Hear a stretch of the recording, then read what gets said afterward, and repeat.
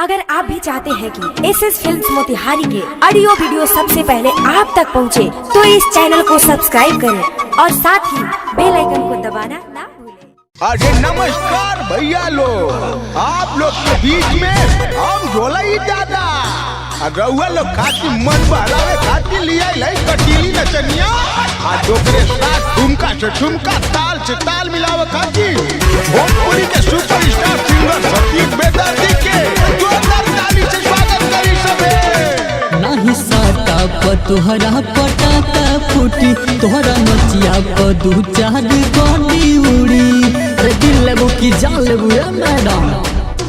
नाही साटा प तोहरा पटाका फूटी, तोहरा नचिया प दू चार गोली उड़ी।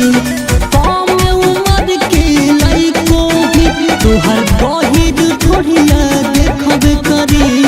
जैसे जैसे लहंगा उठी ऊपर कट्टा चलाबे करी। जैसे जैसे लहंगा उठी ऊपर कट्टा चलाबे करी। कोई बिहारी भाई इसको टच नहीं करेगा, हमारे यूपी वालों को पसंद आ गई है। अरे नहीं के झगड़ा छोड़े, छोड़ छोड़ छोड़ ए बाबू ए नीचे उतर के देखा।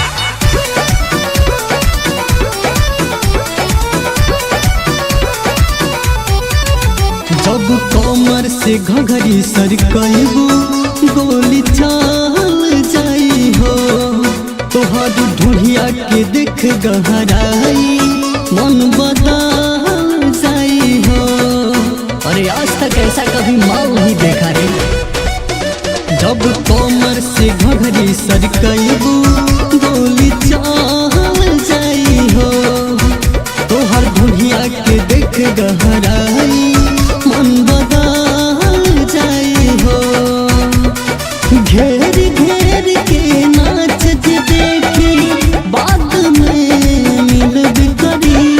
जैसे जैसे लहंगा उठी ऊपर कट्टा चलाबे करी। जैसे जैसे लहंगा उठी ऊपर कट्टा चलाबे करी। चढ़बे करी चढ़बे करी। अरे मान जा रे, आता गोली मार दे।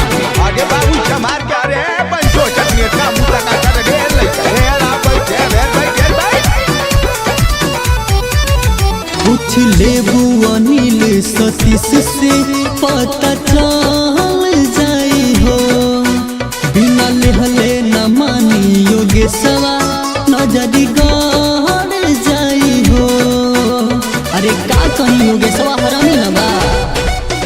पूछ लेबू अनिल सतीश से पता चल जाई हो। बिना लेहले न मानी योगेशवा नजरी गड़ जाई हो। सोनी बिनत चाहे पीयूष नोट देवेला चढ़बे करी। जैसे जैसे घघरी सरकी ऊपर कट्टा चलाबे करी।